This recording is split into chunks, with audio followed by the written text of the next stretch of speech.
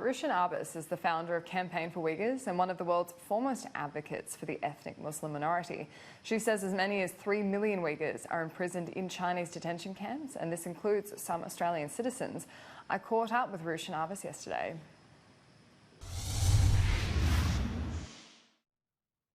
Rushan Abbas, thank you so much for your time. Can you tell us about how you came to be a Uyghur activist and your background? Thank you for the opportunity.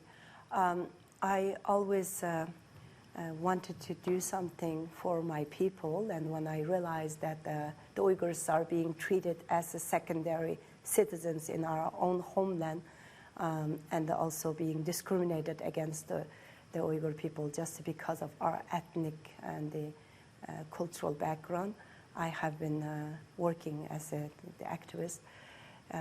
I got involved with a couple pro-democracy demonstrations during the 80s when I was at the university, but ever since I came to the United States, I have been actively involved in advocating for Uyghur people.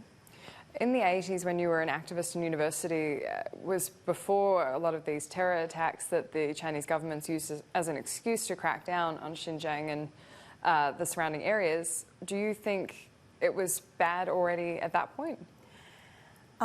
When I was growing up, actually, the Chinese government used every opportunity to suppress Uyghur people under different labels. During the 50s, it was nationalists. During the 60s, Great Cultural Revolution, they labeled Uyghurs as counter-revolutionaries. My father, my grandfather were victims of that.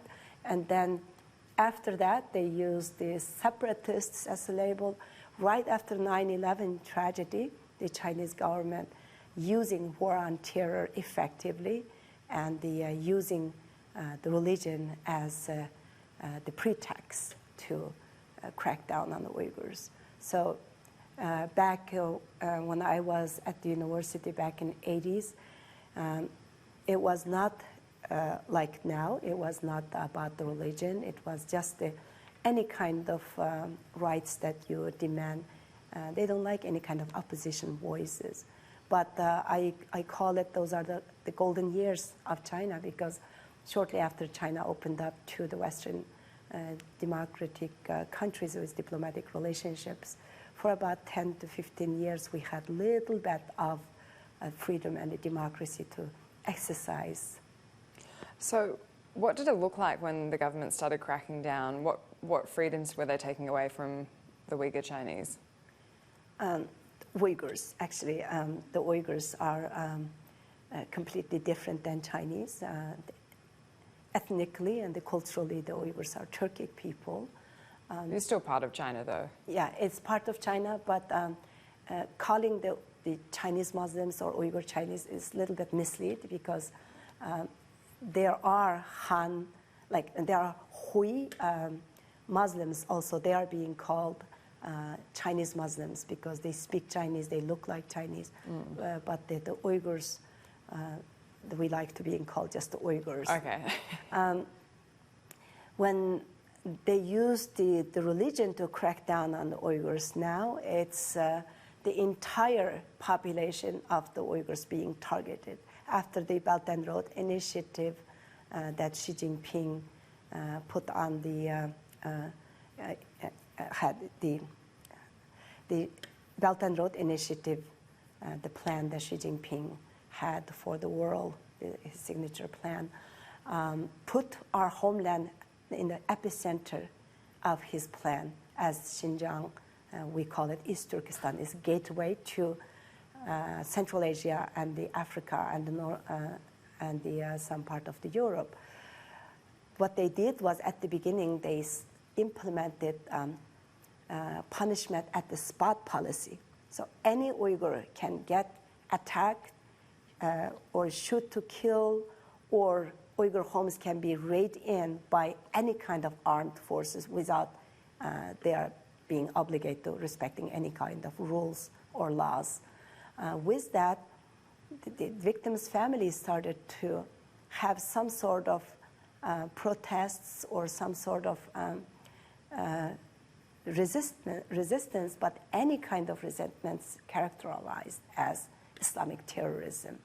Under that pretext, Now they are attacking the entire the Uyghur population, and then punishment has been cultural and the collective.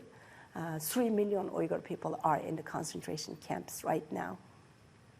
And also regular people living daily lives like you and me, facing the police brutalities and the mass surveillance of police state. Everybody is being targeted. Their homes are, every Uyghur homes are put the QR scanning codes and the facial recognition software, iris scanning systems everywhere. 1.1 Chinese officials, Han Chinese officials, this was reported in Chinese media, deployed to Uyghur homes to live with them and sleep with them, to monitor their daily lives and supervise them. This was reported in Chinese media and picked up by Associated Press. When you imagine, why these people are being treated like that, why 3 million Uyghurs are in the concentration camps. Basically, according to the Chinese government right now, being Uyghur, being Muslim, is being treated as a crime. So what impact has your activism had on your family? 6 days after I spoke publicly for the first time in September 5th, 2018, my sister and my aunt, they both got abducted same day. Few months later, my aunt was being released, but I have no information of my sister. They live about 1,400 kilometers away from each other.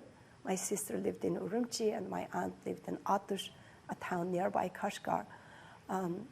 As a retaliation for my activism in America, under my constitutional rights, but my sister became a victim now. My story is not unique because most of the Uyghur activists in diaspora are facing similar retaliation by the Chinese government.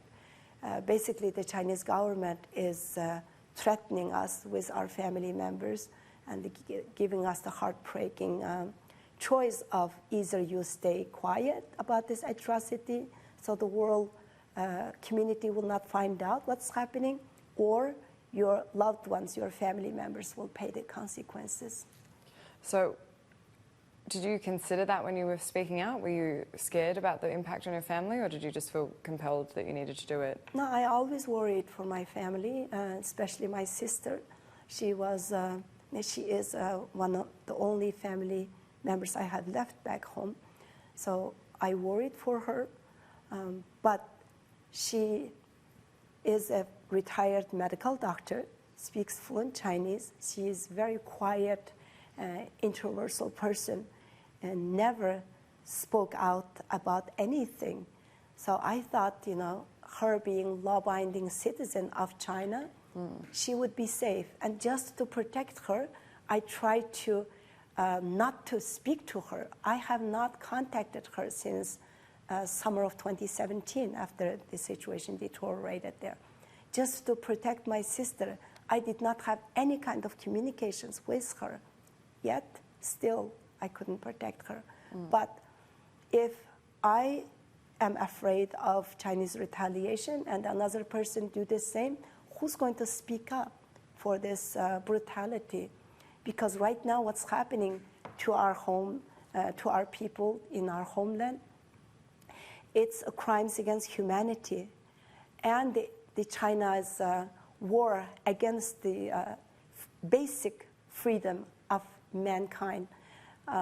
What China's doing, they're undermining the rule of law and putting people in arbitrary detention and treating the regular people living in the daily lives as criminals or putting them under complete surveillance.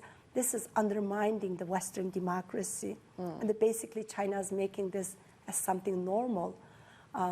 Unless if we started to expose this and let the world population, world community know, that's the plan China has for the future of the world community.